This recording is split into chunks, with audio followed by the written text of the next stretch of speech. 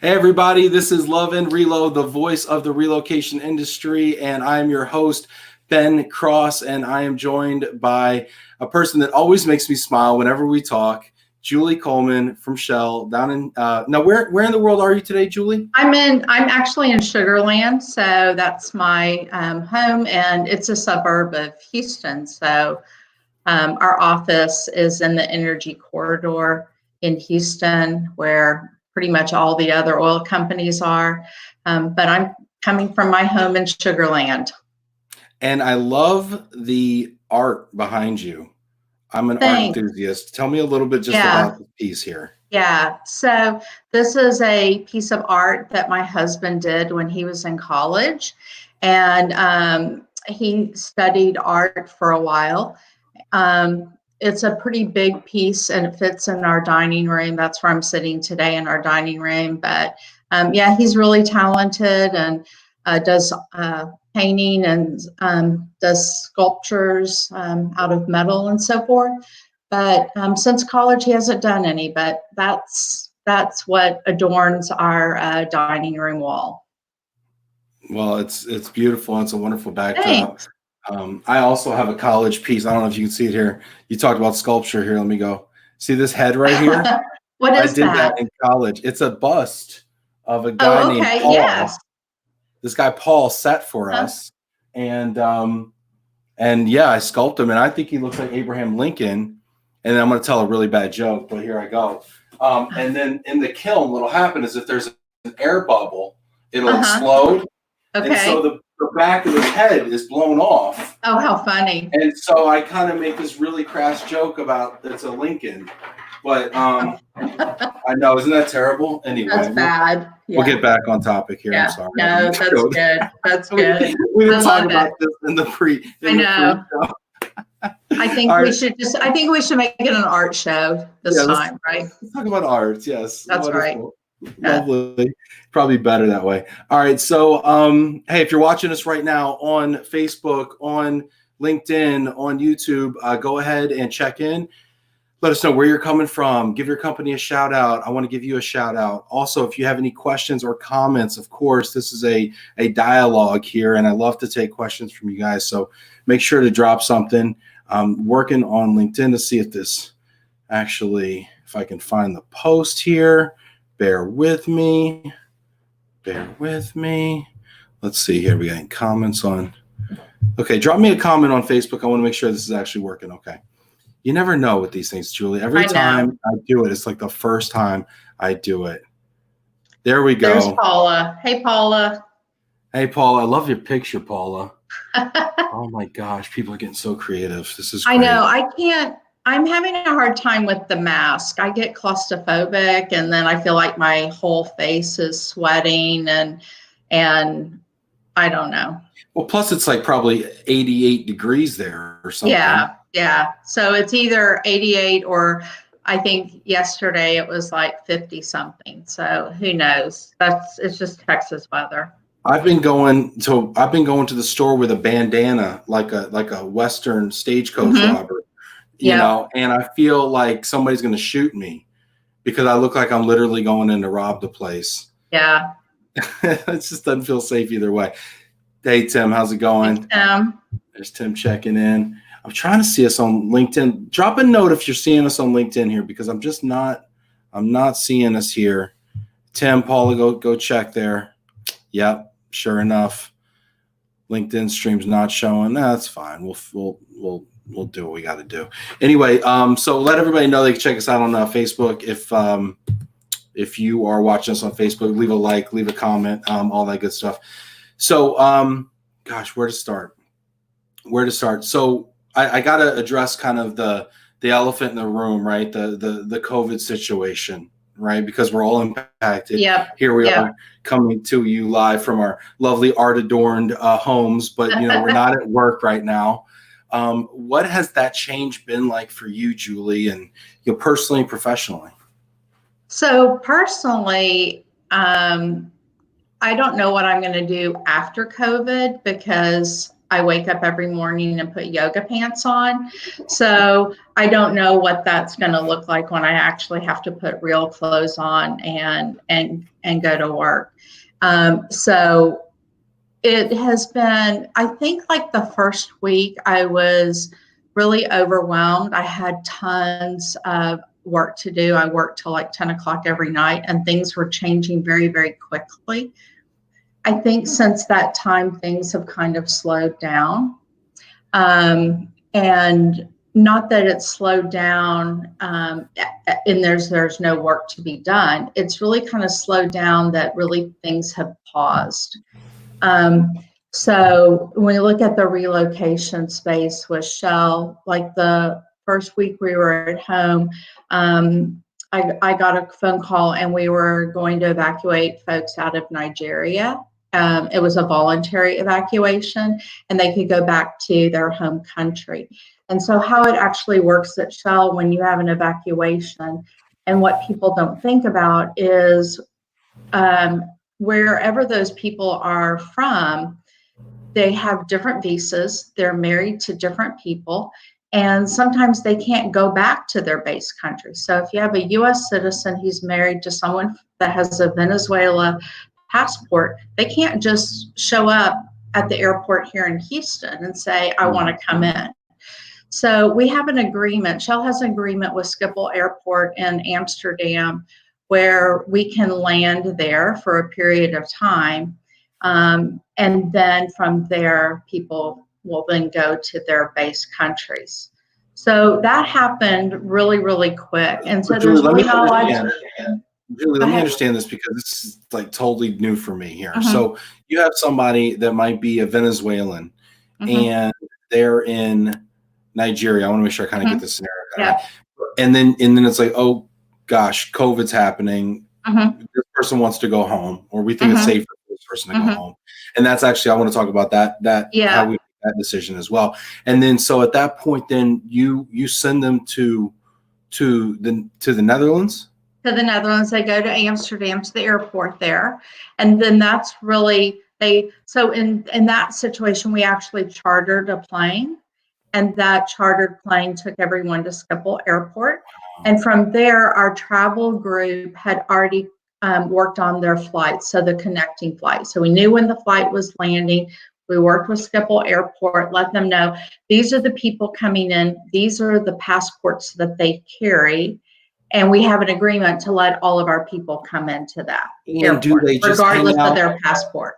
Do they just hang out at the food court, or where are these people? No. So it's just it's a gathering area. So you would think of maybe like a United Club or something like that. So it's a gathering area. And then we have some of our folks from The Hague that go and meet them. So we work with our immigration provider, PwC, to work through all those things. But again, the challenge is sometimes we know the nationality and we know the passport of the employee, but they might have gotten married on an assignment that we don't know who they're marrying or what nationality. And do they have the right to then come back to their base country? And especially on such a quick notice. So those are challenges that we have to work through very, very quickly and see how we're going to handle that. With these folks, it was a voluntary evacuation out of Nigeria, employees, their families, and then once they got to Schiphol Airport, then they went on. What had not happened because of just things that were going on is they didn't have their hotel booked. So we couldn't book their hotel. So literally we were waiting for people to land. We knew when they were landing in their base country. And literally like 10 minutes later, we were calling them on their mobile phone, making sure they had a place to stay. And if they didn't, we were then booking. We were working with one of our providers to help book hotel rooms. So this is extremely challenging and difficult. There's so many moving parts in this. What aspect of this whole mobilizing people in an emergency situation is the most challenging for you? I think it's just the really short time frame that you have to prepare. So we have a whole evacuation protocol, and it's making sure that we have that down. And then we have communication with employees. So we're not just moving employees back, we're moving families. We're moving, spouses, partners, children back with them. And so I think those are the human part is the most challenging. We've got the process down, but it's the human piece of it. And so well, and how do you make that determination? So this is something you brought up earlier, and I want to kind of go back to this and ask you about it. How do you make that determination whether someone needs to be evacuated, or are they better off just sheltering in place where they are? How do you know that? Yeah, so the Nigeria was a voluntary, and part of that is the healthcare system in Lagos. It's not as sophisticated. So you look at if half the people in Lagos got COVID, would they even be able to cope with it when they don't have a sophisticated healthcare system?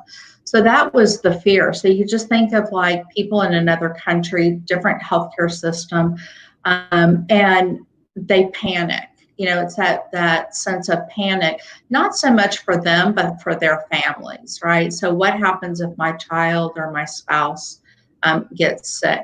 So that was really the very beginning of when all this happened with COVID. So the very first part of March. Since then, we've had other evacuations. Some have been involuntary, but the majority of them have been voluntary. And we estimated, we were doing one in Indonesia. We had 14 families. We thought all 14 families would want to go, but they didn't. So only 2 of the 14 decided to go. So there could be reasons. Go ahead. Yeah, well, why? I was going to ask why. I mean, so you think for all 14 are going to go, only 2 want to go. And so I think what happens is people are like, yeah, we're going to go. But then as they start thinking about it and they start talking to their family, they think, do I really want to get on? And this was a commercial. They were going to go commercial, not a charter. So I'm going to get on an airplane with people I don't know who might be sick. So am I putting my family in more danger? So those were the situations that came up. But then you also look at the health aspect of the family. So in one of the families, the employee's wife was pregnant, and they really wanted just to get home. And so they actually did. So everyone's story and everyone's situation is different, and determining that, do I evacuate or do I just stay in place? Do I quarantine myself? And what do I do from there? So are most of these evacuation the personal choice of the employee? Yeah. So typically what has happened is the country chair gets feedback, understands what's going on in the country, and then will propose this to Shell, and then they'll make a decision. Yes, we're going to do it or not. I mean, we've had evacuations when it comes to political where, no, we're all going, or any kind of duress where we're going. So in Bolivia, before COVID, there was a political upheaval and we evacuated. There was no choice. You got on the plane and you went. This kind of started as, okay, let's do some voluntary evacuations. And now the second wave of Nigeria was really a full evacuation.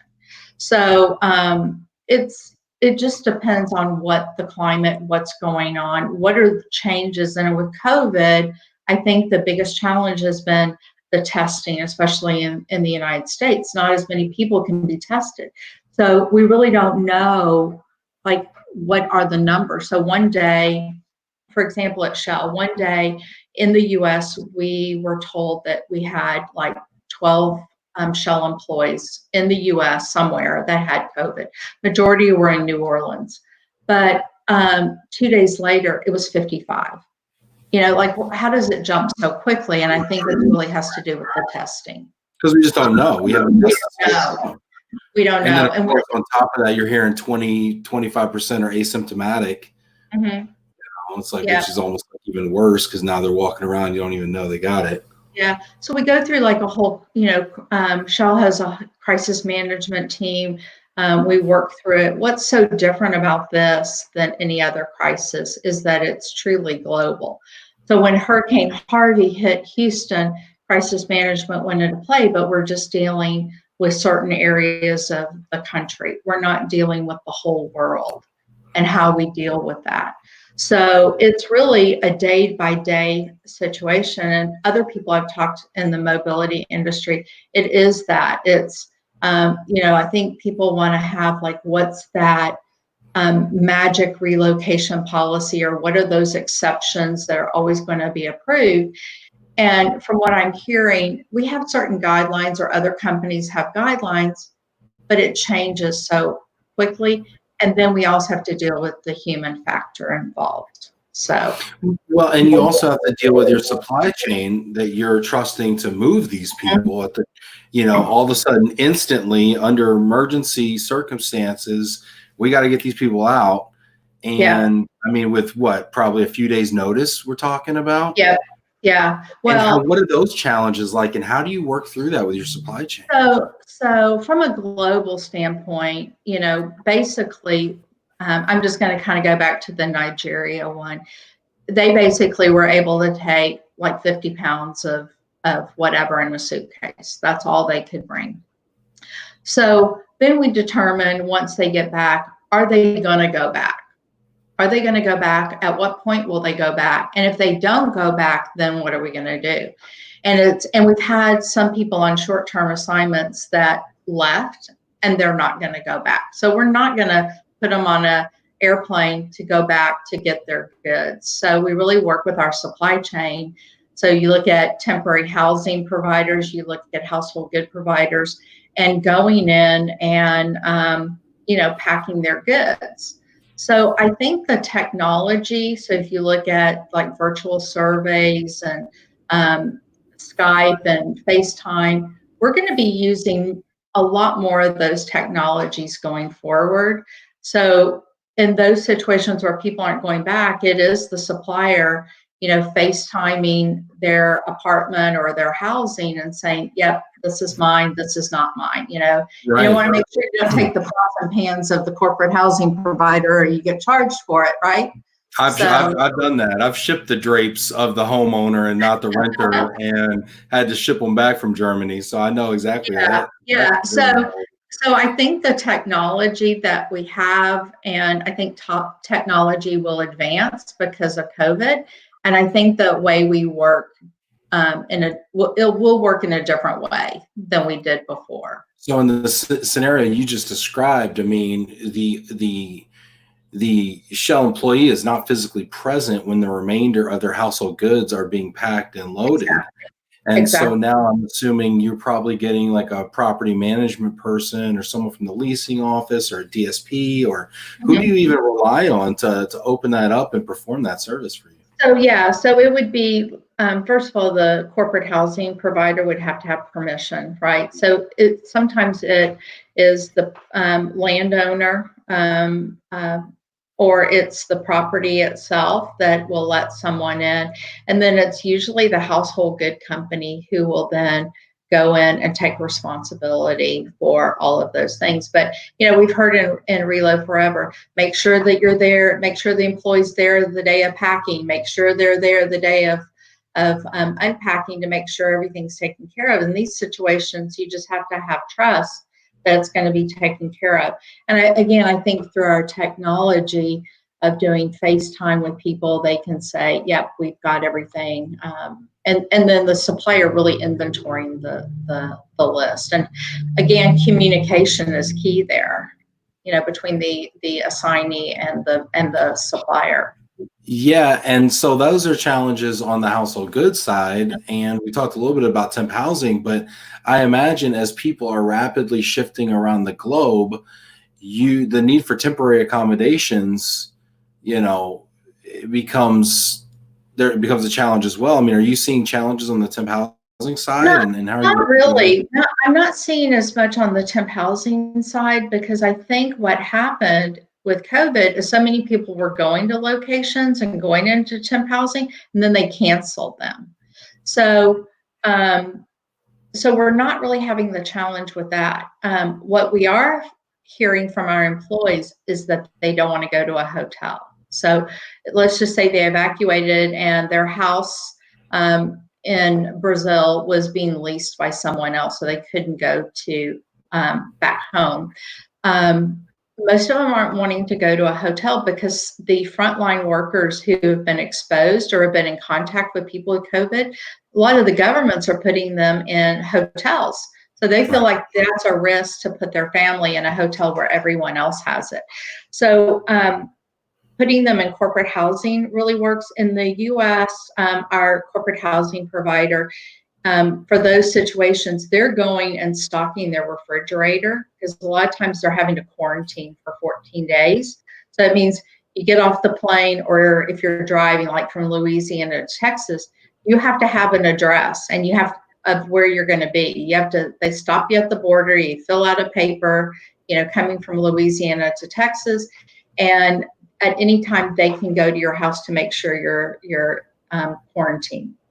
So our providers are really stocking their refrigerator of everything that they want. So basically when they walk in, they can stay there for that full 14 days. Yeah, I heard about that Texas quarantine, but for some reason, when I hear quarantine, when they quarantine you, I'm thinking they're going to stick you in some state-run, hospital or something, and you're in a white room with a padded wall or something. But in actuality, you can go to some of these pretty cushy corporate apartments and be just okay. Exactly. And then and we do, we have a big office in Louisiana and refineries in Louisiana. So we do have a lot of movement domestically between Louisiana and Texas. And so right now our household good provider is bringing trucks and crews from Texas to Louisiana instead of using their Louisiana operations, because so many people in Louisiana, there's a high concentration of COVID cases there. So it's really tricky. So, making sure that the truck is clean, making sure that the crew are all safe, making sure they have masks, gloves, and shoe protectors, and are really, protecting everything. The other thing that we're doing is if someone's being packed in Louisiana coming to Texas, we're putting the family in a corporate apartment for like 3 days while they're doing the packing, because the family really doesn't want to be around the crew. So putting them in a family in a corporate apartment, and then as soon as the truck is gone and they need to drive to Texas to go into their new housing, then they go, because once they get to Texas, they have to have a place to go, and they have to document where they're going. That's really smart too, because I've heard the same thing. I was just talking 2 days ago with a New Orleans-based moving company who said his fleet was just decimated with people who were concerned about getting sick and just decided, I'm not gonna. He went from 40 drivers to probably having 2 guys that are willing to drive over the road. So, and he's running into all sorts of problems with what business they do have moving right now and getting it there on time. So it makes a lot of sense to bring a workforce with you from, say, Houston into Louisiana. It makes a lot of sense. And then you can also control the PPE and the use of masks and gloves a lot better, because as I'm looking online at a lot of these driver groups, these drivers are talking about how they don't want to wear masks. And I get it. I mean, I go to Kroger and it's a pain in the butt for me to wear a mask. To your point earlier, you feel like you have problems breathing, it's hot, and you got sweat, and and I can't imagine you're running around in 85-degree weather, loading household goods all day, and rubber gloves, masks, and booties. I mean, that's Exactly. And you think of what's going to happen in June, especially here in Texas, or July, if it continues, right? So 100-degree weather with a mask and rubber gloves and all of that. So I think it's just going to make us look at how we do things differently. I think the other thing is, will we permanently relocate people, or will we put them on a temp assignment? Do we really want to disrupt their family? You know, I think people are going to not want to have people into their home that they don't know that whether they're sick or not. So I think this will evolve to the way that we do business and the way that we relocate employees. If there's a kind of a silver lining on this, and I did see this in Harvey as well, is that when there's a crisis, the relocation community really comes together and our suppliers really work together. So, you know, our temp housing provider, our RMC, our household good companies, you know, destination, all those people really come together. Immigration from an international perspective, they really all come together and work together. So they're not just siloed. And I think that's the neat thing about our industry. But I also think that it's wonderful when they do that. And even competitors, you know, they'll get together and work together. You know, 2 or 3 different temp housing companies will come together and look for that common solution where one can provide the solution and the other one might not, and they really support one another. You know, you have that interesting perspective too, and some people may not know this, but you spend quite a lot of time on the supplier side. I did. Yeah, Talk a little bit about your background and yeah. So so I've been at Shell for 6 years. So prior to coming to Shell, I was with Weikert for a little bit, managed the BP account. And then I was with Cardis for 14 years. And prior to that with the Associates, if anybody remembers the Associates relocation in the day. But I think— And you got a little shout out here too from Victoria. It says, "Hi, Julie. We work together at Cardis. Good to see you." Good to see you. Thanks, Victoria.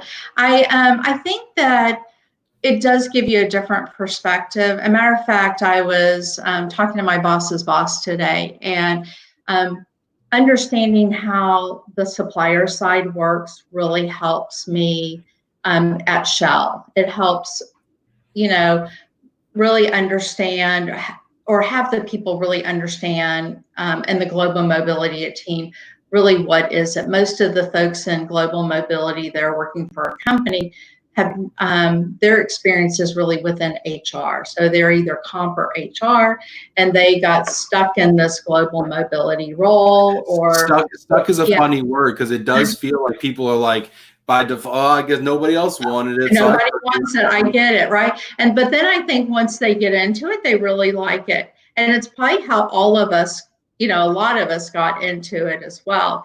You don't go and get a degree in global mobility. You don't get a degree in household good move or temporary living or any of those things. You just kind of fall into it. This was the only job I could find in Dallas in 2006. Me and my wife both showed up to an open house, you know, and got hired in a call center for a moving company. And it's just my career now. So yeah, you're totally right. You just fall into it. So I think by having the experience, you know, with the RMC has really helped, because with Shell, it's, you know, I manage the contract. So it really gives me a different perspective on how I manage the contract.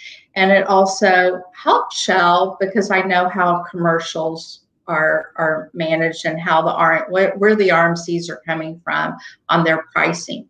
So sometimes we might think, oh my gosh, that price is so high at Shell, or other people would say, I really don't understand that scope.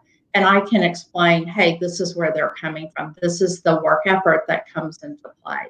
And then I think just from the logistical standpoint, you know, understanding what happens in moving someone, I don't want to say just from point A to point B, because there's all those different points in between.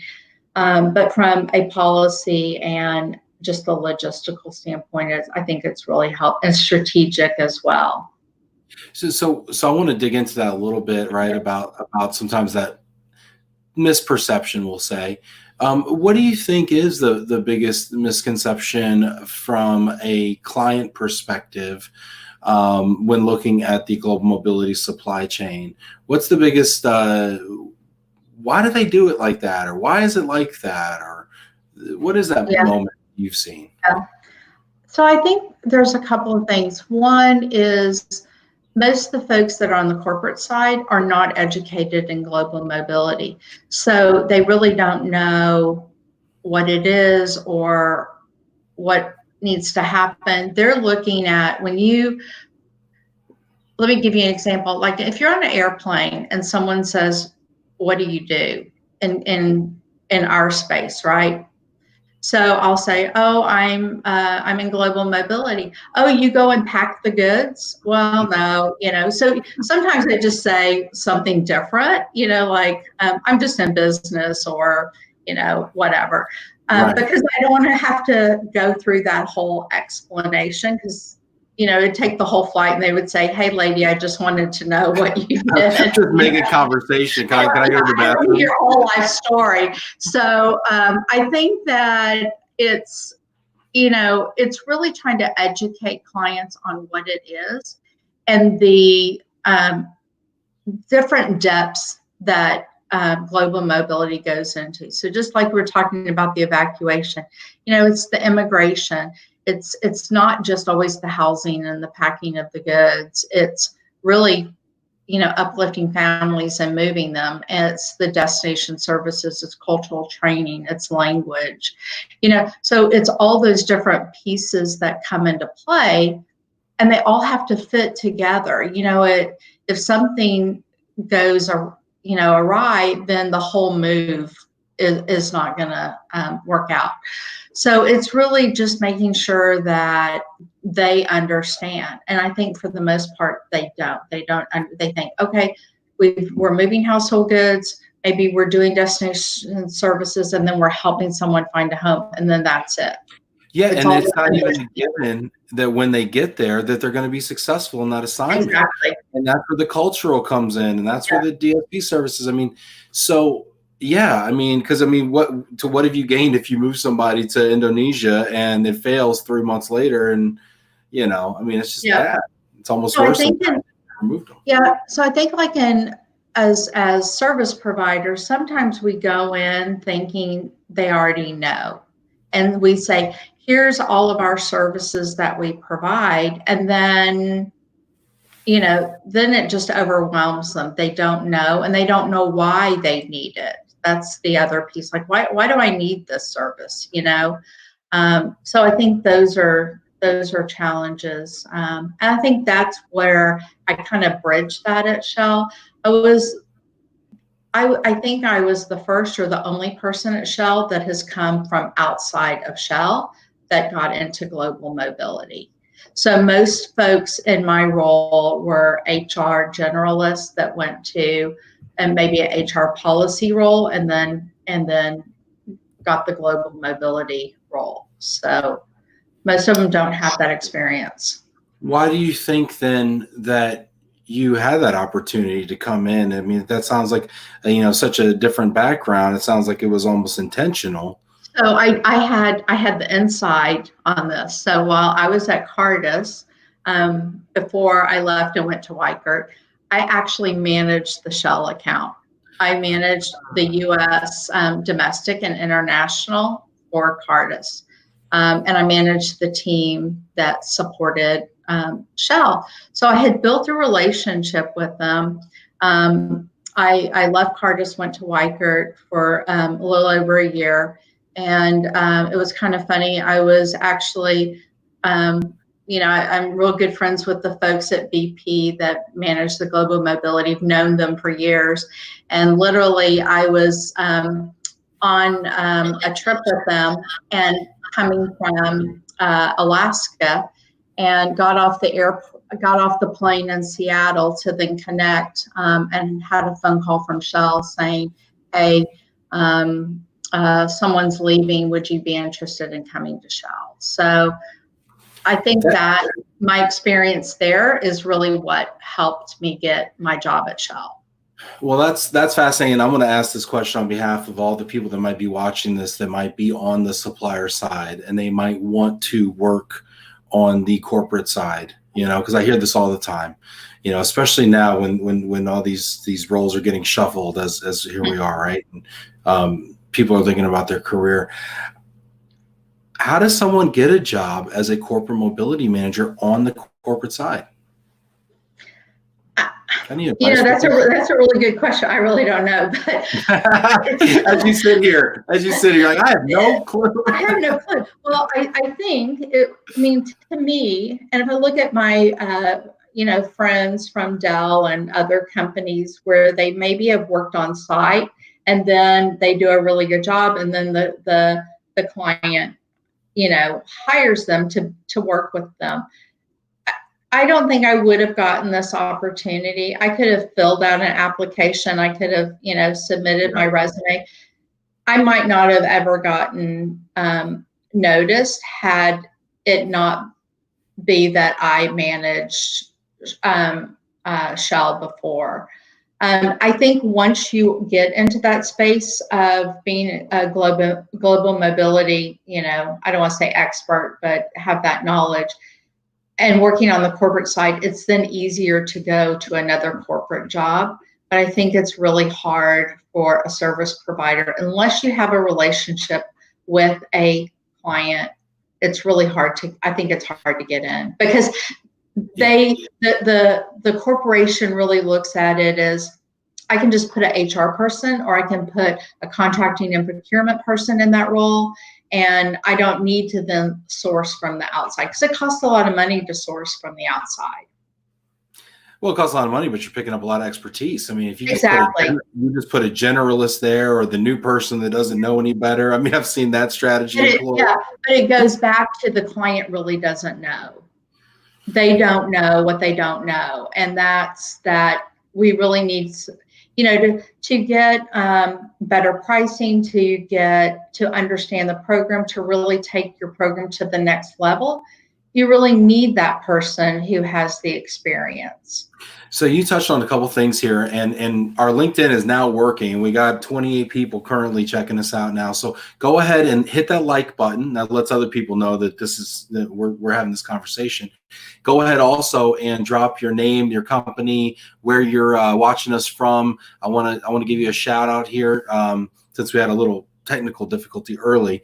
But I want to talk about, Julie, before you go to the comments here and give some shout outs. You mentioned two things that I think are super critical. And I can definitely remember one right now. One is that you said, I didn't, I don't think I would have got this job if I would have just filled out an application, sent my resume into a careers page or whatever, right? And let's be honest, I mean, that's not how good jobs are gotten. Right? Nobody just fills out, hey, I'm going to be the CEO one day. I'm just going to fill out this little Indeed, resume, quick resume, and pop it in and get the job. It really is about who you know, and I think even more importantly, who knows you. Exactly. And building your brand. And I think that that's one of the things you've done very well. It's one of the things I'm working on right now. I think it's one of the things that I would implore other mobility professionals out there to work on. And I think personally, and I'd love to hear your opinion about forming those relationships, networking, building your personal brand, preparing yourself for that next level. I think the associations, Worldwide ERC as a national and global association, the local regional ones. I know you're very involved in Houston there. Yep. I'm very involved in Detroit, among others. What are your thoughts there on building that career and that network? So I think that that's good, but I think you have to take your network out a little bit further. So I think look at other opportunities where you can build relationships. So I just attended a women's development from Rice University. It was part of a master's course. I'm not getting my master's degree, but it was part of a master's program. And some of the relationships and the people that I sat with, and this had nothing to do with global mobility. It talked about women in business, how they started their business. And it just spanned on, all sorts of just business. If you look at our industry, we're global mobility, we are mobility, but we're a business. So you have to understand how to run a business or how to build relationships within that business and then develop yourself.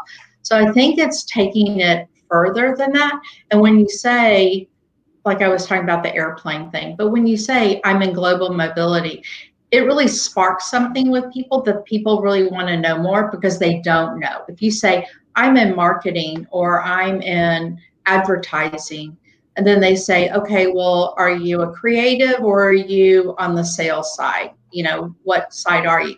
When you say global mobility, people, you know, they don't really have a clear image of what that looks like. So I think, yeah, it's great to network within our industry, but it's really good to go outside as well and develop. And the one thing I've always like told myself that if, you know, I have to constantly be growing. If you're not growing, you know, and if you're just staying in the same place that you are, you're really not, and you're not stretching yourself, then to me, I'd be bored. I give you so much credit for that, Julie, though, because, you know, the way I got to know you was I was hosting a panel at AMSA, the American Movie and Storage Association in Houston. I reached out to you. I want to say it was cold. I don't even think I had it. Yeah, we didn't know each other at that time. And you not only took my call or my communication, but you said, yeah, I'll go do it. And you did. And you showed up and you sat on a panel. It was a fantastic panel, I think. And you talked to the American Moving and Storage Association about what corporations are looking for out of their movers and their supply chain. And that is a stretch I don't think most people would have taken. And here you are also here on Love and Relo. You're probably one of the first 2 or 3 corporate mobility people I've even had on this show. And I can't tell you how hard it is to get people on your side to be on here. But I give you so much credit for stretching yourself and putting yourself in what could, you know, people could think is an uncomfortable situation. Yeah. But I think it's also a testament to why you've grown too. Well, thank you. But I think that you have to do these things. Like I know probably a lot of people that are watching right now say, I've called you, Julie, or I've emailed you and wanted to have a meeting with you. And I'm like, my calendar's booked for the next month. And literally my calendar is booked for the next month. I'm not, you know, blowing smoke. It really is booked. Every minute of my day is booked. Before this, I started at 7 o'clock and I've had back-to-back calls till our time that we were meeting. And then after this, that happens again. So you really have to put yourself out there and you have to look at it as an opportunity. So, you know, when you called me about the AMSA, it was like, okay, tell me a little bit more about it. First of all, I don't want to do anything that I'm not adding value to, or I'm not going to help someone. That's a great rule right there. Yeah. And then it's really, you know, could I take an hour or 2 out of my day? Can I really, if it's time in advance, can I do that and go and participate? So I think you really have to make a conscious effort to do that. And the more you do it, the more you build relationships with people. And you might not talk to them every day or once a month or whatever, but you're going to see them again. Or, you know, there's going to be a situation that comes up that you go, yeah, I need to call Ben because I need his help on something, and vice versa. Right. Yeah. I mean, 100%. And you get out what you put in. And so if you're watching this, make sure you're putting in something, because you're going to want to take a debit from that account one day. And so make sure you're feeding that account. Exactly. I want to give some shout outs. Speaking of some folks, I want to pour myself into and shout out here. Man, we got some great comments. Now that LinkedIn decided to wake up here, we got some great comments. Victoria McCullough, who also says she came from Associates back in the day. She said, talking about how do you get the job on the corporate side, right? So she's an embedded relocation consultant at Pepsi. She says, today is my last day, or my last day is tomorrow with Carter's. I wish PepsiCo would hire me on their side, since I've been here 12 years, but they have a new service provider, I'm assuming RMC, who chose not to hire our team. And she's bummed about it. And Victoria and I have been talking about it for a while. You know, and that's that's the sad thing, and I think the missed opportunities for companies. So one, like Victoria has been at Pepsi for, you know, 12 years. So she probably works on site. I know Carter's had the Pepsi on site, and she started building that culture. So what people don't realize, it's not just as an RMC, it's not just managing the company like you've done everything else. It's really embedding yourself into their culture and understanding what their culture is all about. So I can see where RMC will say, hey, I've already got my people and I'm going to bring those in. I think you have to have a mix, because it takes quite a bit of time to understand the culture of that company. And sometimes it's not easy. And go, I'm sorry. Yeah. So I was talking to my boss's boss today, and Shell does things a very certain way. Like, we do our presentations a certain way. We want information from our suppliers a certain way. Our business performance reviews are not looking at what were the numbers in the past, but it's always, we want our suppliers to give us a pre-read before we have the meeting of all the numbers and everything. And then the meeting is looking forward. It's more strategic, which most RMCs, their business performance review are, well, here's what the numbers were last quarter. This is what the service was. Well, all that stuff. We're very much forward thinking, and we don't need an RMC or anyone we can look, if you give us the data, we can look at it, and then if we have questions, we'll let you know. Right, don't just show up and read me a report. Yeah, exactly. Don't read me a PowerPoint, don't read me a report. Send me a pre-read a week in advance. Let me do my homework there, and then when we come together, let's have a meaningful strategic discussion. So that's our culture. Now, I'm not saying every company's like that, but I think those are really missed opportunities when if an RMC comes into your organization, not knowing that culture, the first few meetings, they're going to be stubbing their toe, because they're going to be reading a PowerPoint to you, and you're going to be looking at them like, are you guys kidding me right now? Exactly. Well, and again, it takes a good year to really understand who are your stakeholders, how can you help them, and really what their culture is. So, Serva purchased Team Relocation, which was our global provider, and it was well over a year integration into that process, and really for Serva to get to know us. And so it's not something you can just say, today you're gone, tomorrow the new people are coming in, and we switch the lights on. It doesn't work that way. Well, and if you want to shorten that curve, keeping some of the people is a good way to do that. Yeah. And then, so Victoria, my suggestion to you, Victoria, and maybe it's a little too late to do this, but use your last day or two talking to the folks who made the decision on the Pepsi side, understanding what their pain points were and why they discontinued their relationship, and what they saw in the new provider that then, enticed them so much.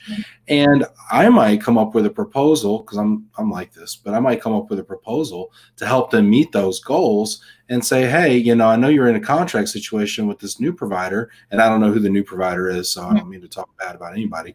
But you might just say, if that doesn't work out for you, or if you'd like me to come back and help the new provider in a consultant capacity, right, in a 6-month term or whatever, here's some items I would work on, maybe.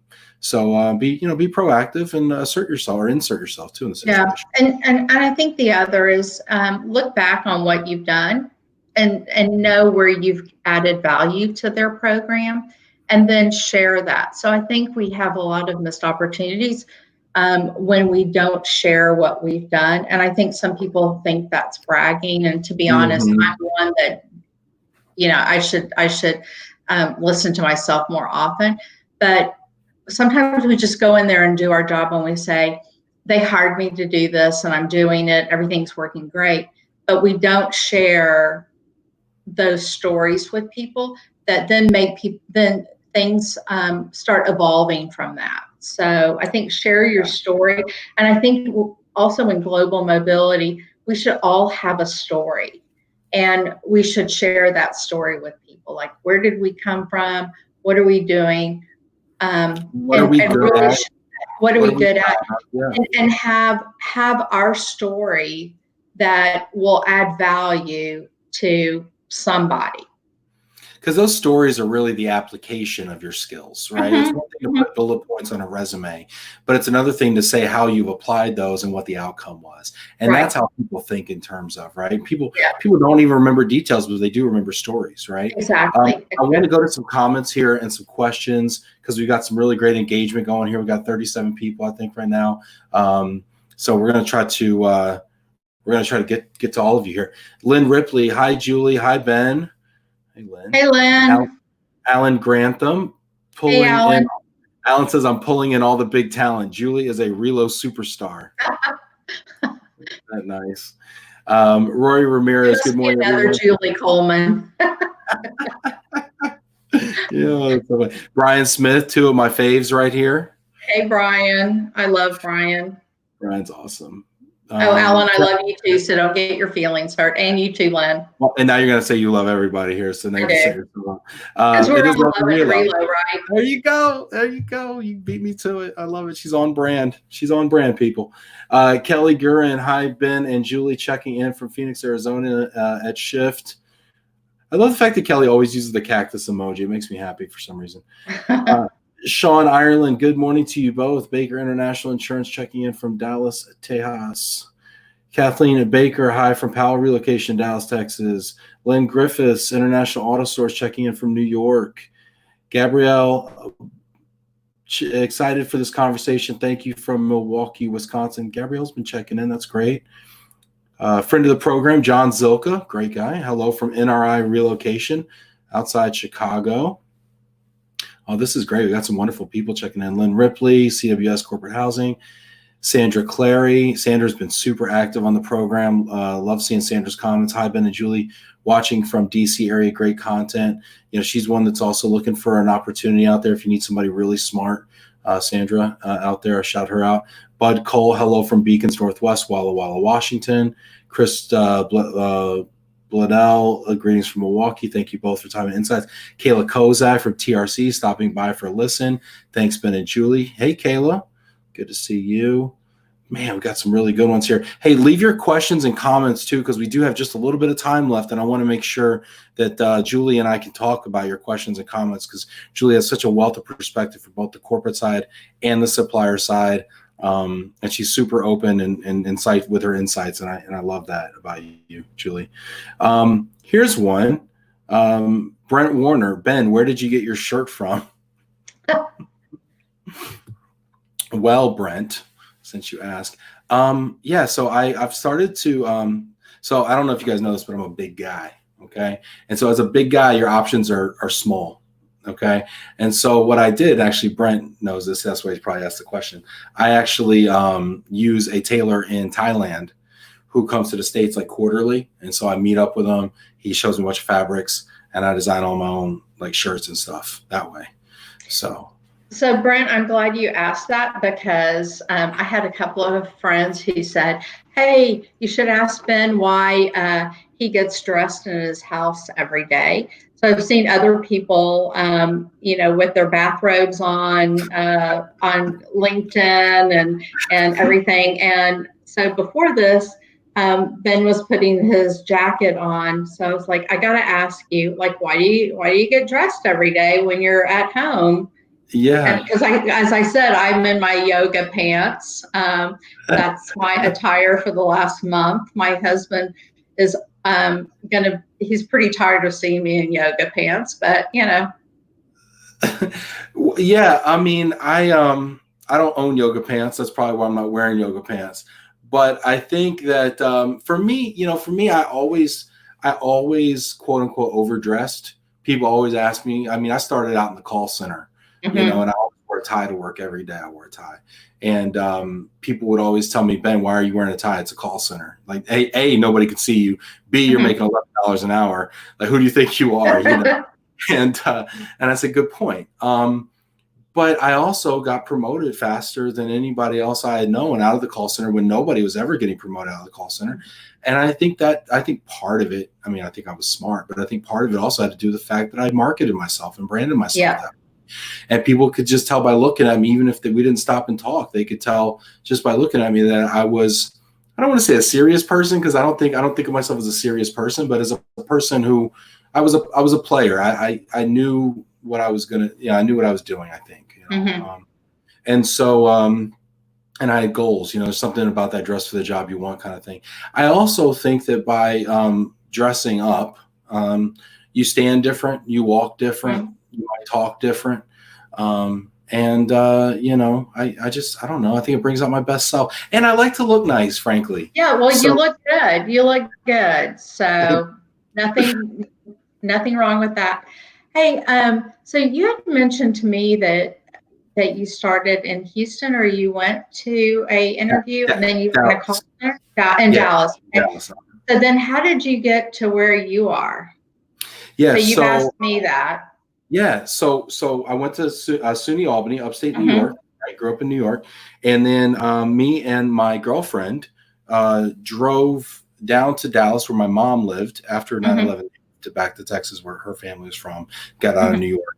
And then I came down there because I didn't have a job and I could stay with my mom. So my girlfriend came with me because she was living in her parents' basement.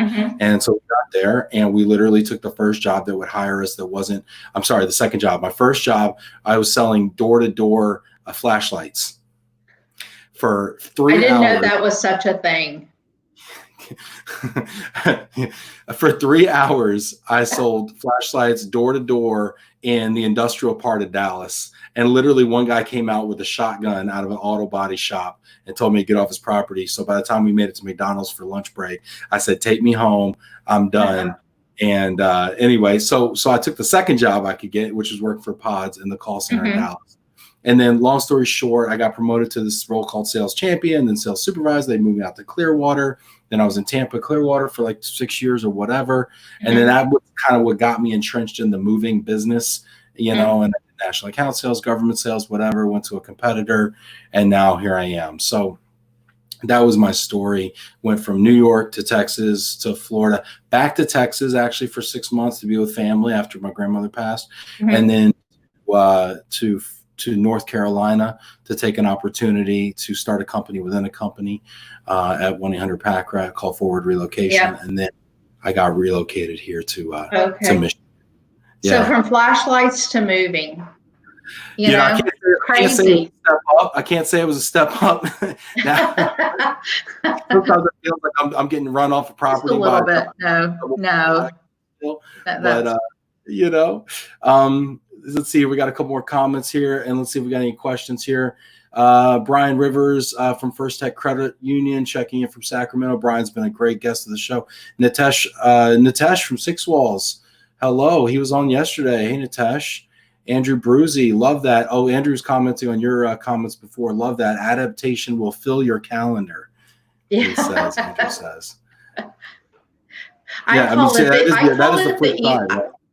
call it the email Nazis because they just, all of a sudden I get meetings like everywhere, and I'm like, and then when I have a meeting already scheduled, so my calendar is blocked, someone from inside will schedule another one right on top of it. I'm like, did you not see? I mean, I don't get that. Did you not see that I'm busy? And then you went ahead and put another, and if you really need me at that time, why don't you ping me and say, hey, I see you're busy.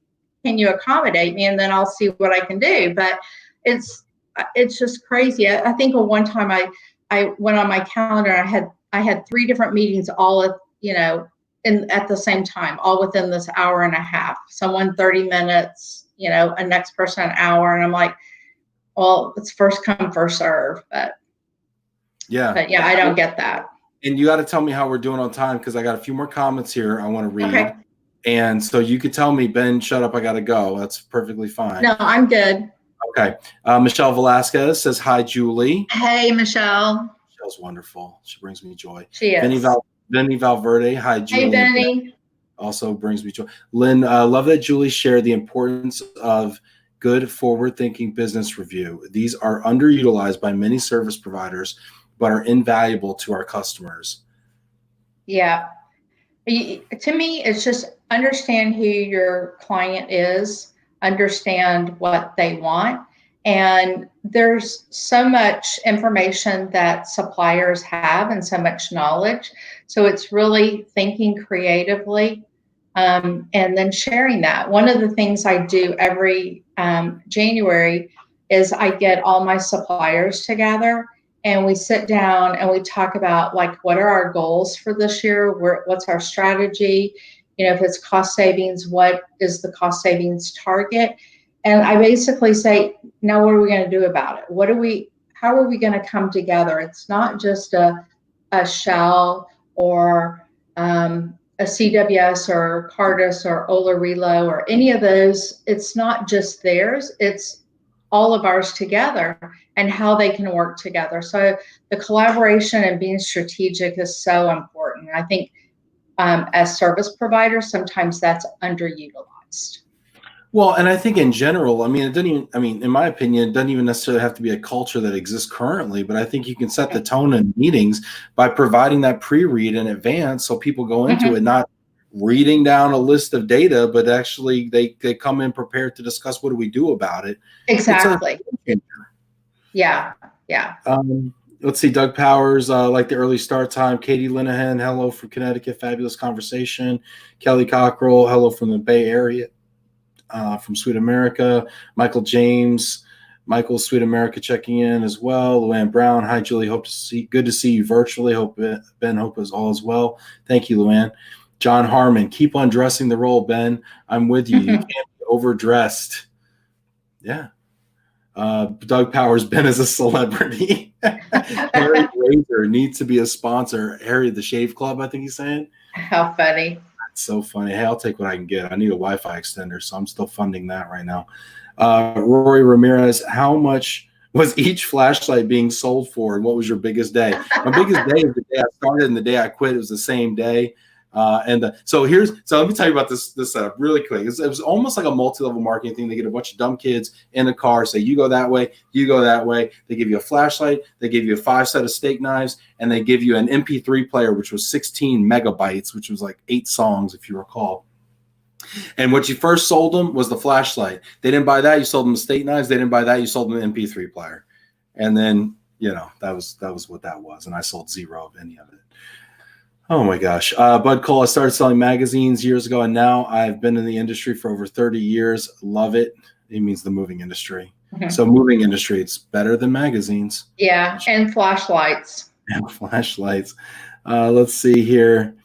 I want to see if you have any questions really quick, ask them here, okay? Calendar etiquette is a real thing, Kelly Cockrell says. Yeah, I agree. So glad to see you, Julie. We did have one question because some people were coming in late, I think. Okay. But maybe you can really quick recap for folks quickly. Brian Rivers asked, Julie, how is COVID impacting Shell overall?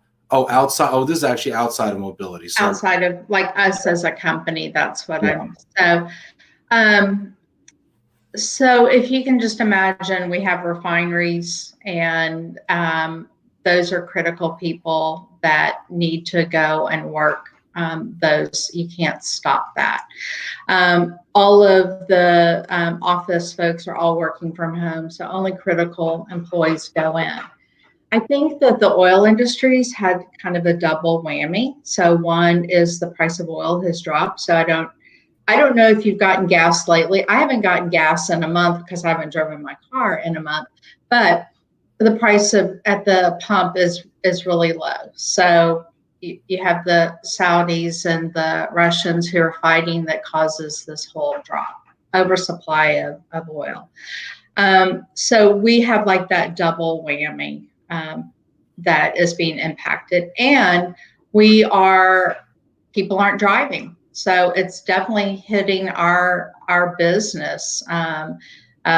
I was on a call with one of our leaders, and what we are doing through chemicals is providing isopropyl alcohol, which goes into hand sanitizer. So that's something that, if people don't know, that comes out of the oil. That's a part of a byproduct.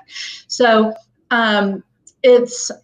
we're looking at what can we produce even with plastics? So the plastics that everything has to be wrapped in for hospitals. So our business right now is going differently, but I think that the double whammy with the price of oil, COVID. It's out there in the news. I mean, we have to cut costs. Our CEO basically came on and said we have to save $5 billion out of our budget this year. So our impact is no less than any other company's impact today. So one thing that I've had a lot of questions about is interns. Are we still going to have interns this year, and what's going to happen? And we are still having interns. They'll be working virtually, but there will be changes. So, yeah. We have another question, actually, kind of similar around the operations of the company. Bud Cole asks, how will Shell address operational efficiency and readiness when things return to normal or anything close to normal? I think that's a great question, right? Because here we are in this basically stoppage, right? Yeah. This economic stoppage, but we know that we're going to go back to work and things are going to kick off again soon. How do we stay ready? How will we be ready? Yeah, so I think that, like I said, our refineries are still operating. They're just operating at different levels. I think that Shell's been really good and being engaged. So there's constant phone calls and engagement with leadership. And probably when we go back to work, we will not all go show up, on whatever that day is, May 15th or May 5th or whatever, it keeps getting extended. We just won't show up. It'll be where we will return to work in waves. But I know that some people have said, hey, I bet corporate clients aren't working very much. Well, I'm working probably harder than I do other times. So it's just different, it's just different work and different thinking. But I think that it'll be a challenge for people to go back and just kind of unwind what we kind of put ourselves in today. But I think for Shell, it's really having that staged approach, going back to work, and just the fact that we have constant leadership calls and webinars that we're on, just knowing what's going on and having that personal touch with our different teams and just say, how are you doing? How are you feeling? But I think once we get to this, I love that. I love hearing kids in the background because it's real endearing. He wants a Lunchable and he got some grapes. I don't know what happened. Yeah, it wasn't what he wanted, but I think the way that we will work will be differently. Do we all have to work in an office environment? I think we've proven that through technology. We don't. Do we need to pay for all the office space? Probably not. So I think through technology and there's some learnings that we should get out of it. You bring up some great points, and I'd love to talk about the future of relocation post-COVID, because obviously look at what we can do now. Sandra Clary brings up a nice question here. Hi, Julie. In addition to the strategic collaboration points that you made earlier, what would you want your supply or support network to do or to better understand, which would make a positive impact in your day-to-day? So speaking to your suppliers, what would you like them to understand? So I think the most important thing is find out where you add value. I can't tell you how many suppliers I've met with that have a great looking little presentation that they bring in and they say, oh, my service scores are this with all my clients, and we do this, and this is the region. So they tell me what they do, but they don't tell me anything different. So you could line them all up and they might all look the same. So to me, it's really have that story about your company and how you add value, and maybe what have you done different that other people haven't done. Those are the compelling things that really stand out that I think make us think, well, wait, that's something different, or that's something innovative, but I think that in mobility, we've been stagnant for such a long time that our story hasn't changed, and we really need to change that story. That's excellent. And Tim says great advice. Share your story. And that's something we went back to talking about before from a personal branding standpoint. And now you're saying from a company branding standpoint, because if I come to you and I say, yeah, we have 95% satisfaction scores, but if I tell you how I got there and I tell you our journey, no one can replicate that. There might be 3 service providers in front of you with a 95% service score in the same region. But the way I tell that story. Or what did you do different? Like, what did you, not just on the service, but what have you done where you partnered with a client and you did something completely out of scope, And I think that those are the partners that clients want to partner with. Someone that's going to walk side by side with them when times are good and when times are bad. And I think I go back to the Hurricane Harvey situation. The alarms were going off on our phone all night. So it was all the updates that you get on your phone through your carrier. And so finally I shut my phone off. I turned it on silent. My husband did too. And I finally woke up where I was exhausted. I woke up like at 9 or 9:30 in the morning, and I pick up my phone and I see that we're being evacuated and we have 30 minutes to get out. So, I turned my phone off when I probably shouldn't have, but we evacuated. And then, we have expats in a location, they don't know where to evacuate to. So immediately it's pulling your suppliers together, and our household good provider, LOVE+RELO, I saw on Facebook that they had used their own personal boat to evacuate people. I had 11 short-term assignment folks in an apartment community that I found out that they couldn't get out of, and they took their boat over and got them out, took them to a hotel. Most of them were from India, so took them to get food at the Indian grocery store. Those are the stories that you need to be telling, and sometimes I think suppliers forget about those stories. I mean, that's an extreme story, but everyone has a story, and you really need to share that. That's phenomenal. That's a great story about having a story. Yeah. A little feedback there. Lindsay Altman says, hi, Julie. Hey, Lindsay. Yeah. And then we got a question here from Dan Johnson at Plus. Shell's diversified energy portfolio sets them up for survival during crisis and growth during crisis, and then growth during more normal conditions. Question: how does the very diversified nature of Shell affect your talent attraction strategies across industries? That's a great question. So I think for so long, the big oil companies hired from each other. And now that we're into wind and solar and alternative energies, that we're bringing people from different, with different skill sets and different companies. So bringing people in from Google or Amazon. We our new energies group, we have office in San Francisco, and it's strategically put there so they can hire from the Silicon Valley and find that expertise. So it is the way that we are managing recruiting is completely different than what we did in the past.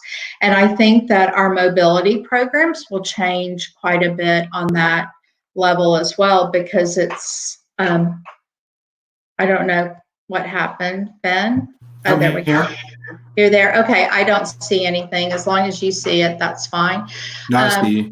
Okay, so I think that just from the recruiting standpoint, we are looking quite differently, and it is phenomenal just to know that that Shell is expanding in that area, and that we aren't just relying completely on oil.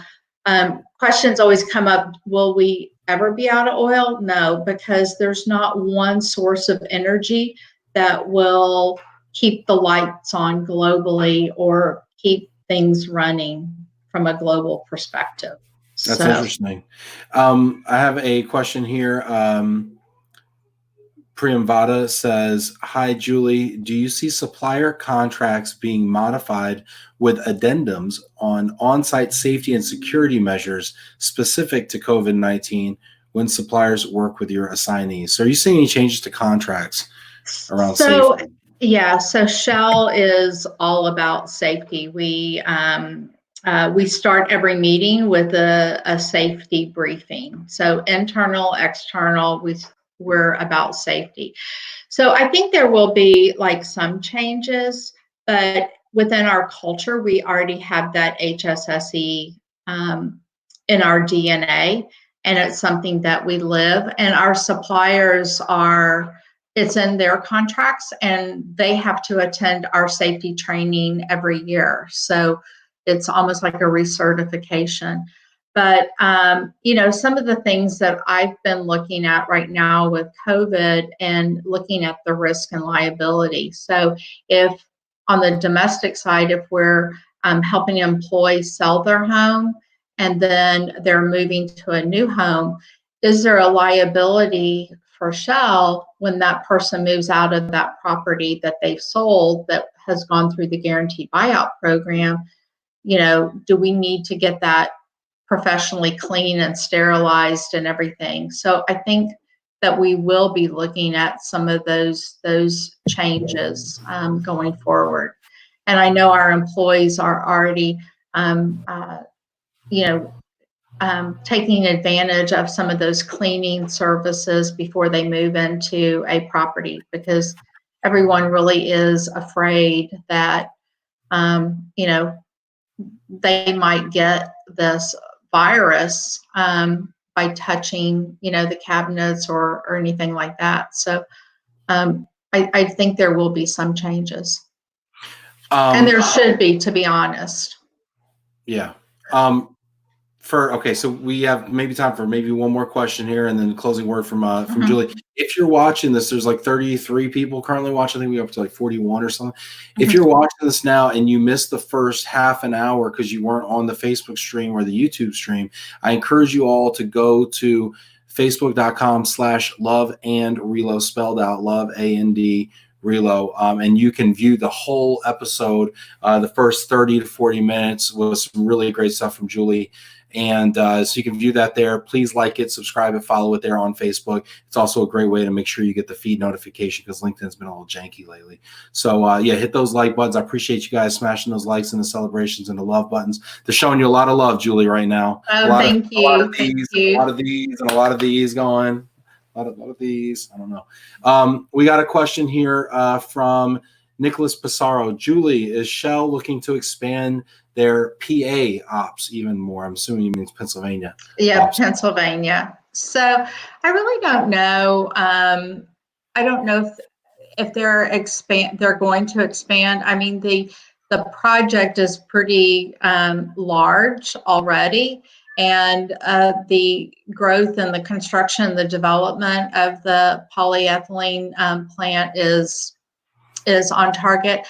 At this time, I don't see projects expanding at Shell, to be honest. Mm-hmm. Okay. Hey, easy answer. You've been so gracious with your time, so gracious with your insights. I can't tell you how much I appreciate it, Julie. I always learn something when I talk to you. I always smile a bunch of times when I talk to you. But I wanted to give you the opportunity. Is there anything else you want to share with folks that might be watching? I think that, one, really kind of be true to yourself. Think about what your story is and share that story. Don't keep that story in. And then as far as suppliers, just look at where you add value and share that with your prospects and your clients. Try to be as strategic as possible. And I think that, I think those are important. But Ben, I really appreciate you inviting me. This has been a lot of fun, and you know, I learned stuff as well from everyone, so it works both ways. Well, this has been wonderful. Thank you, everybody that's watched. Again, check it out on Facebook, subscribe on YouTube. I think we had over 200 subscribers now on Facebook. So hopefully everybody can watch the whole episode there, facebook.com/LOVE+RELO. Julie, you've been amazing. And let's do it again. Okay, for sure. Just, yeah, let me know. Take care. Thanks, everyone. Thanks for attending. Bye-bye. Bye.